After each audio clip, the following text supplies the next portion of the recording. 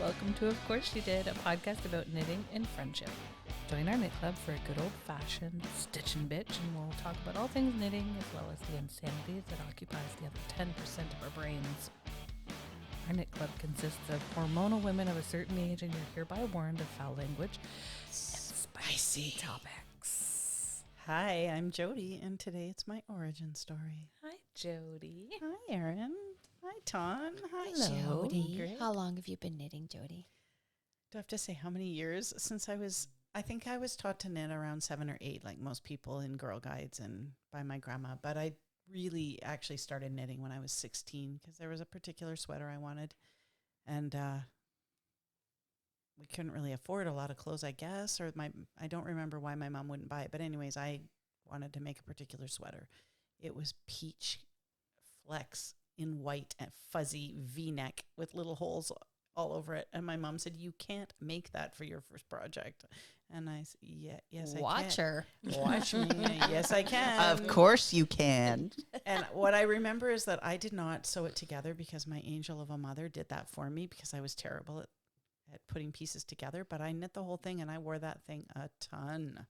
No And idea where it went to. Did you sew knit it in pieces, like the arms, Yes. the front, the back? You had to. And then it had to be sewn together, which my mom did, yeah. And so where did you do this? Where does your origin story begin? What do you mean? Where in the world? Where in the world? That would have been in Port Elgin in Ontario. My grandma lived in Frankfurt, and I think I learned to knit with her because she was a bit of a knitter, but I think probably most of all my mom taught me. And is your mom an avid knitter No. like you? She can knit, but she's not an avid knitter. She used to be a painter, and then she was a gardener mostly, and also a quilter. Very much quilting now in sort of her later years. But no, Babs, she was going to say old age. In old age, I was Babs. In her old age, Don't she's a call her quilter, but no, never. She can knit, and at times she has knit on and off, but not like me. Where did you develop your knowledge from? Because you are the resident expert here. Mm-hmm. Mm-hmm. So my grandma Coleman, my dad's mom, and my great grandma Zockerl, who are both from Germany, they were avid knitters. So I figure my genetics came from them. Apparently they would sit, my dad has memories of them sitting together, and he says this to me all the time. They never looked at their hands. They just yapped and yapped and yapped and never looked at what they were doing, which of course all of us can do now, but Not me. Tanya and I are a hard no. No. I feel like you and Erin for sure. Tanya and I, no. Okay, so I can knit without looking most of the time. I knit by feel. It depends on what you're knitting, though. Yeah. If you're knitting lace, not a chance. But And do you feel like all the knowledge you have is equal to what they had, or do you feel like you've kind of gone beyond their knowledge? that's a great question because I don't know. I don't remember. I was too young when they were alive to talk with them about knitting. Okay. So although I have socks and mitts, so my grandma Zockerl died at 103, and right up until the day she died, she was knitting mitts and socks for all her grandchildren and great-grandchildren. Wow. So every year at Christmas, everyone would get a set of socks and a set of mitts. And I don't have a lot left. I have 1.5 socks and 2 socks and one. No, Well, two you mitts. have them I here. have 2 sets of socks and 1 set of mitts. Yeah, those ones on the look at floor Oh, nice. are from my great-grandma Zockerl. Now, these ones that I have are like a peachy pink and white cuffs on the socks, and the mittens are same color, and then the other socks are gold with white cuffs. But I remember some questionable color choices when I was, but of course she's 103. She was getting to be, I'm sure, somewhat blind. She had to be knitting by feel more than anything else. And then knitting with what you have, probably. Yes. And at Yeah. what point at 103 do you go, fuck it, I'll use this? Nobody will notice I'm 103. They'll think Just I'm an want old, something to do. Yeah. old and Yes. blind. Absolutely. And the socks, when I look at them now, I mean, they're beautiful. They're handmade socks. They're gorgeous. They're chunky knit. So we would always wear them because I lived in cold climate in Ontario and in Manitoba. So you wore them all winter long in your boots, in your snow boots. And I remember being very excited to open those presents and get those Nice. hand knit pieces. But I never talked with them about knitting. So I have no idea if my knowledge is more than theirs. But judging by those socks, they were beautiful knitters. Did you take lots of courses, or are you just Self-taught. self-taught? Wow. I have taken a couple courses, but mostly just self-taught. It's funny because through my 16 to maybe 40, 45, I knit, but I didn't bother to try and get better at what I was doing. And then I sort of went, my arms are tired, my shoulder hurts, because I used to use these huge arm movements and I wanted to do better at that. So then I started to hone in on improving my skills and doing each thing I did doing better. I never used to swatch and I have perfect gauge. Sure you do. And I always just knit from a pattern or from kits. Here's a little secret about me. Have y'all heard of the company called Mary Maxim? Yeah. So when I was in nursing school, I lived in the last year of school in Paris because it was halfway between school, which was in London, Ontario, and Oakville, which is where my fiance lived, or my husband, my first husband. So I worked at Mary Maxim on the part-time to help make ends meet and took home all kinds of kits from there. I wonder, like my mom took classes there and she would shop there. I wonder if, wouldn't that be In weird? Paris, Ontario. In Paris, Ontario. Yeah. Yeah. It's never occurred to me to knit from kits. Like that was not something that ever occurred to me in the past, but such a good idea. The great thing from Mary Maxim is she didn't have to buy an entire ball. Like I remember one particular sweater, and I can pull this out to put pictures on because I still have the sweater. It was a white sweater with all these Intarsia pictures on it, and it was a swing set and a slide, and it was an apple. It was like a kid's 1, 2, 3 ABC on the sweater. It was like a kid's sweater that I knit for my niece Desiree, who's now 35. But when the kids outgrew those, my sister-in-law gave me those sweaters back. Oh, neat. But the great thing about a kit like that is you don't have to buy a full ball of red. They would give you just 30 meters of it so that you had enough to do that little piece and move on. So, yeah. All I remember making from kits were those little carpet things with the yarn. You know, you had that little tool. The rug hook rug. Rug, yeah. rugs. Yeah. Been there, done that. Yeah. Been there, done that. So what do you like about knitting? That I can do it while my husband talks. Sorry, Lancy. I've often thought about, am I a process knitter or a product knitter? And I think I'm a product knitter. I like that I can finish something and I can give a baby a hand knit sweater. Or knit sweaters for family, or nobody in my family really likes my knitting, so mostly for myself. But also, I just like the repetitive nature of it. I don't like just sitting. I can't just sit and watch TV. I have to be doing something at the same time. So knitting allows me to do that. You have something to show for it. Mm-hmm. You're Yeah. just sitting there, but you have something to show for it. I was What's your probably have those chambermaids that had to knit a pair of socks for the Lord every month, when they were working in the castle. So that's probably me. What's your favorite thing to knit? It goes in phases. I went through a shawl phase and now I have like 18 shawls. So I got out of that phase. Right now I'm in a sweater phase for sure. What's your favorite yarn to knit with? Cashmere. Lance bought me cashmere for Christmas before our house fire, and I made this gorgeous purple sweater with it. Oh, it's so delightful. But I didn't understand enough about drape and softness of the yarn, and so it didn't hold its shape as well as that particular pattern should have. But I learned about different fibers a lot from that project. I like all fibers. I don't have a favorite one, although cashmere is delightfully soft. And I think your favorite colors are really bright, correct? I do tend towards bright colors. They look fabulous. Everybody else likes muted colors, and I'm the only one in the group that likes really brights. But bright pinks, bright oranges, yeah, I like bright colors. But It's you have true. a vivacious personality. Do I know? So it kind of fits. Yeah, And we're all it fits. dullards. Not even a bit, says the woman wearing turquoise with hot pink lettering. Free t-shirt, baby. Yeah, I do like bright colors. It's true. What do you wish to knit or be able to accomplish knitting? I'd like to finish my master's of knitting. It bothers me that I haven't done it. So I'd like to do that. I would like to make a blanket. I have never, in all my years of knitting, made a blanket. Blows my mind. Yeah, Isn't mine that weird? too. I know, it is a bit All weird. those shawls could be considered a blanket. That's true. Well, I have my schlanket. It started as a shawl and became a blanket, so I call it the schlanket. But I feel like you go from scarf to blanket, like that in my mind, that's kind of the process of Because there's Right. no knitting up or Started- sewing up. Yeah. Started at dishcloth, moved Oh, to a dishcloth, shawl. yes. Yeah. I don't know why I haven't ever made a blanket. I have several patterns in Ravelry to make one, but they're, of course, lace or more complicated Yeah. instead of just a simple blanket. And you can't travel making a blanket, right, Erin? Because Erin's made a few.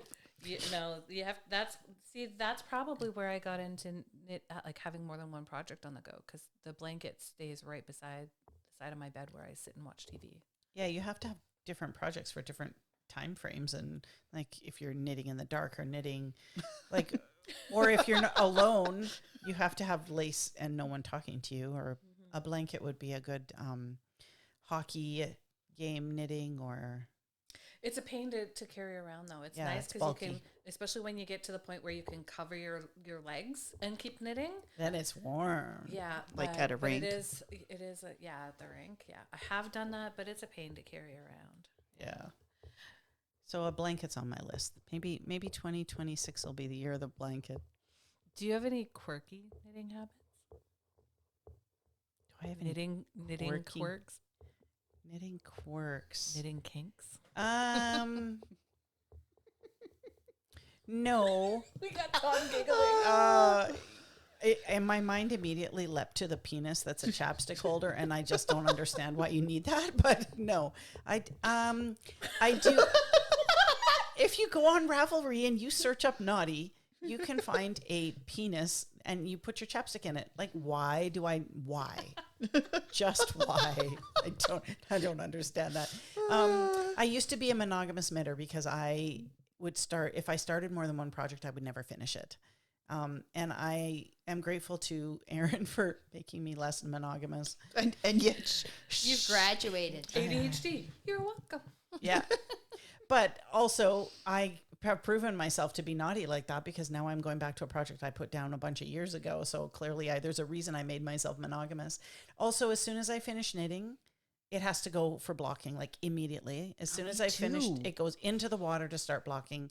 And I have to cast on a project before I go to bed. I have to have something on the needles at all times. Wow. Yeah. Okay. And the reason I do that is because I remember reading a story about a woman making, in my head, it's mittens. I don't know if that's true from the story or not, but if she finished the mitten, she would cast on the next mitten before she went to sleep, just to always have one on the go. see, mine is cast on while it's blocking Yeah. in the water, like usually- soaking. Yeah, and usually while I'm coming to the end of a project in the last hour or so of it, I am already planning the next one. And so I might stop and swatch for the next project and then go back and finish it so that I know what yarn I'm going to use and what. So you feel Blah, blah, like blah, you're blah. just prepared and ready to go for the next project. It's seamless. Just keep knitting. Yes. Just keep knitting. There you go. Just Thanks, keep Dory. knitting. Just keep What's going to happen to all your sweaters and things when you die? When I 'Cause die? You're going to have an awful Erin's large got her hand up. wardrobe. Yeah, because my Well, so daughter is Erin. Aaron doesn't want them, so I don't know what's going to happen. Erin's to going them. to have a large wardrobe too, and at this rate, so am I. So was your So- very first project, was it that one when you That were a sweater, teenager? yeah. That was a very... I'm sure I made like dishcloths or what have you, or scarves before Yeah. then, but I don't remember them. I used to have one of those little looms. My dad would make them out of a wooden spool with four Yeah, I four had one of nails those. in it. Yeah. And Didn't they call that corking? I don't remember. What do you do with that? I just remember making these like big ropes. Yeah. But what So- did you do with it?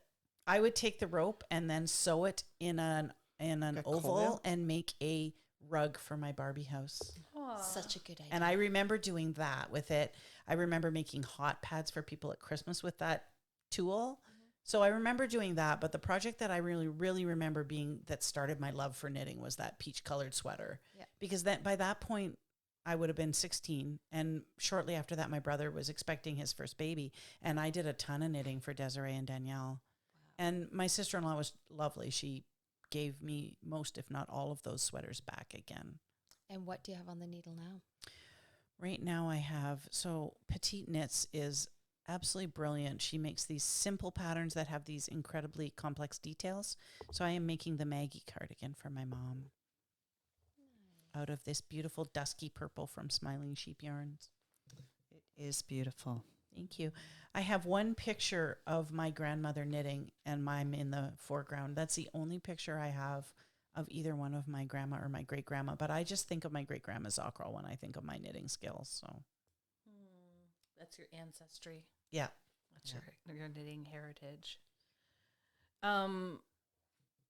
Was your knitting journey a straight line, or have you kind of have you had side quests? My whole family's crafty. My mom and my grandma are quite crafty. I knit a lot when I was 16 to 25. And when I graduated nursing school, I knit all the way through nursing school, and I still knit. But then once I had kids, I knit a bit for them. But once they hit about 4, I stopped, and I didn't knit again for a bunch of years until I was doing night shift again. Many, many years later, I started knitting again to keep yourself awake on night shift. And I think I knit more now than I ever have in my life. Why do you think that is?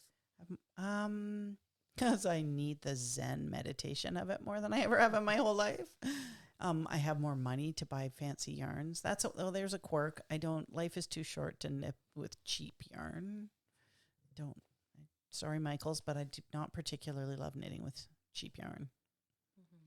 There's definitely a time and place for it. And not many times and not many places, but. No, I built stockings. You could do your stocking out of Michael's yarn. There's lots of colors, but you're not needing. I was going to say you don't need wool for a stocking, I suppose. Well, when I was in my shawl phase, I also knit a Halloween costume, which I will talk more about on our Halloween episode. But I had a bunch of yarn left over because it was one of those pound of yarns from Michael's. And I made a shawl out of it, and it was called Rumpelstiltskin shawl. It was a very, very enjoyable knit. And I have the shawl and I never wear it because it was acrylic and it didn't block. So it's not soft. It doesn't relax. You can't really see the stitch pattern very well. So it was kind of disappointing. Would you make it again with other yarn? Yes. Do you think? Yeah. Yeah, I would like to knit that one again. It's a very, for lack of a better term, I don't know if anyone will understand this, but to me it's architectural. So you start with like a diamond of yarn overs and squares, and then it just builds from there. And it was for me, very rhythmic because you're always doing these, adding a new pattern, repeat, adding a new pattern, repeat. It's a neat, I don't even remember who made it, who the designer is, so I'm apologizing for that. Are you somebody who, well, aside from this project, would make the same project multiple times? I've made the Sunday cardigan twice, and that's probably the only thing I've ever done more than once. Me too. Yeah. And I did one for myself and one for my friend. Yeah. Is that something that interests, like for me, is like, if I buy a t-shirt, I only buy that, I wouldn't buy that t-shirt in the same color over and over. Oh, I do that. Like I do that. And actually I'm lying. The Love Note cardigan or Love Note sweater by Tin Can Knits, I knit that twice because I knit it once in mohair and it drove me nuts because it was so itchy and so hot to wear. So then I knit it a second time in just plain merino, and I actually love both of them. I wear both of them. So I have knit that pattern twice. And they're some of their simple patterns, Tin Can Knits, their barley hat, I've knit a bunch of times because it's just a really simple hat pattern.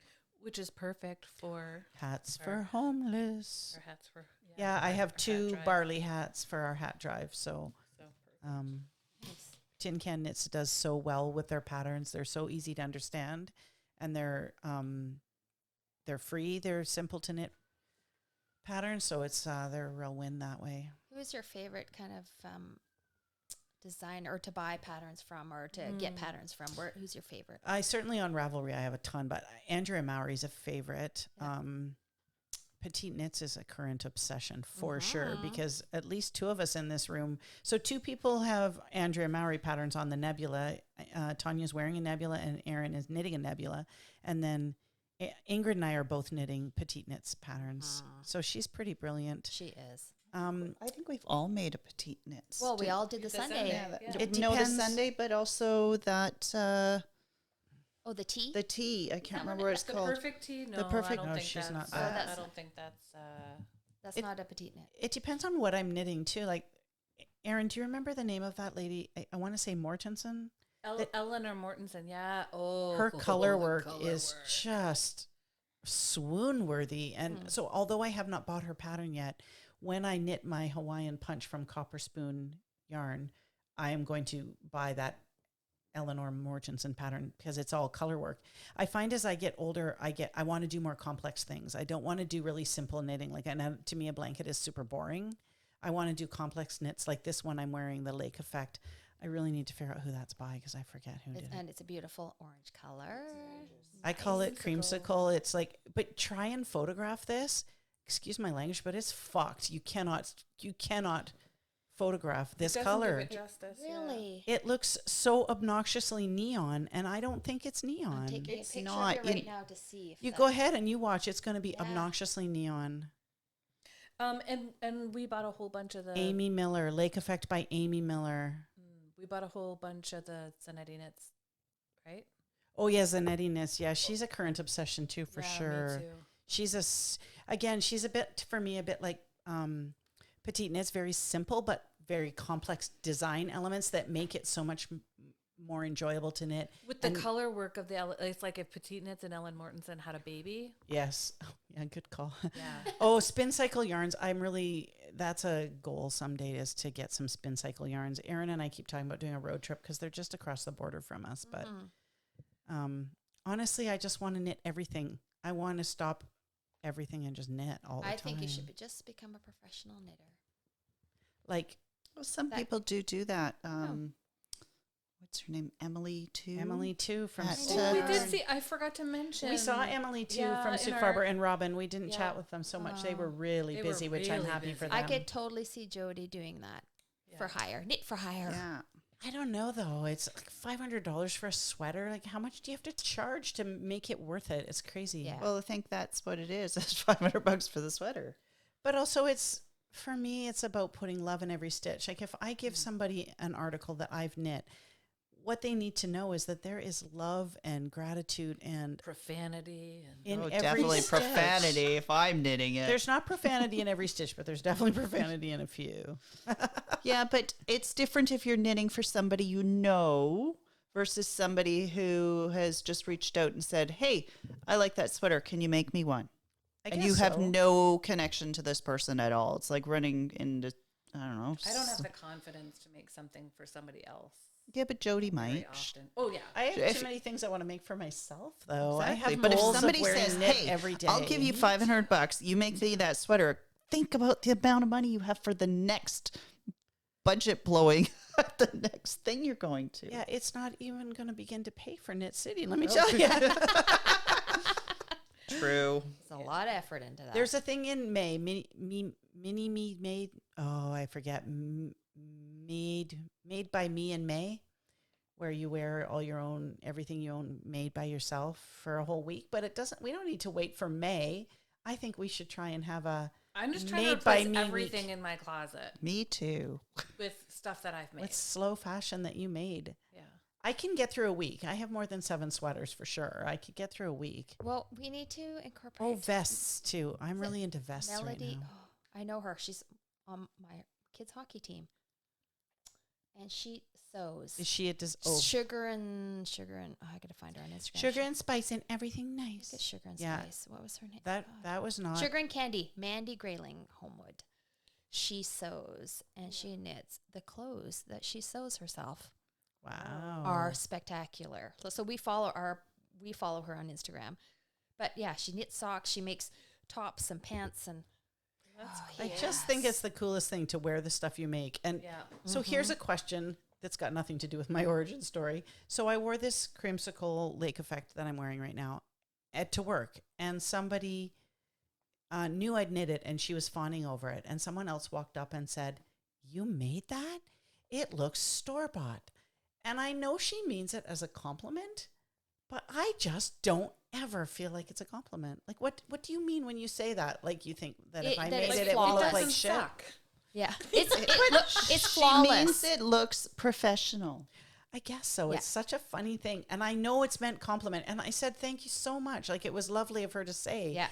But She there's a didn't part of me say, that "Oh, it goes, looks like you got it at Walmart." No, that's she didn't specify which store, but It's because the sweater doesn't say howdy, howdy, howdy. that's true. I keep pulling it out of the wash and wearing that. Yes. I would perceive it like Brilliant. if I were to say to somebody, "Oh, did you?" I actually said this to a friend of mine years ago. This woman I worked with, she was wearing a skirt, and I'm like, and she was a sewer. I said, Oh no. Microcard has limited space remaining. Uh-oh, we better wrap up our episode. but she took it offensively that I asked her if she sewed her skirt, and she did not want to wear it again. So Isn't that weird? the other side of that is my daughter Morgan says, if somebody compliments your sweater, you should tell them you made it yourself. And I'm like, well, I feel like bragging. She goes, do it. Oh Yes. my God. Oh, I so always now, do. Oh, yeah, So I made now it. I do try and say, well, thank you so much. I just finished it last week. Yeah. Or I have a hard time saying, well, thank you. I made it. Like I struggle with Yes. calling that much We've attention had to that myself. conversation before. But, I like it. but, oh, I finished this last week. It's Yes, so, that's a good one. yeah, I struggle a bit with that. All right. I'm so glad you have an origin story and it led us to you. It Yeah. led you to us. Okay, well, we're going to have to, I definitely now have been reignited to do my Masters of Knitting because it bugs me that I haven't finished it. So I'm excited. I'm excited too because You have a lot we to teach need us. your- we need your advice. At least I need your advice. well, my goal is to get good enough to fix a hole in a sweater like that beautiful green sweater of yours that none of us could fix that damn hole. Laura, I my have friend another one for you guys to fix. That Iceland cape. I noticed there's a hole in the back. I keep meaning to bring it. Okay, yeah, we'll have to Work on that. There's 3 holes. You can fix them. You can practice. Okay. Curses to the moths. for Thank you that. to Melon Knits. Thank you to Jay for the idea of us doing Yeah, our origin thanks, Jay. stories. So shout out to her, and thanks for joining us this week. A special thanks to our Techno Whiz Matt and our sponsors Chrysalis Counseling and Ingrid Fennerson RMT. Check us out on Instagram and Facebook to see photographic evidence of our enthusiasm for yarn and to connect with us and a larger community of knitting friends. From all of us, Happy knitting. bye. See you. Bye. Bye.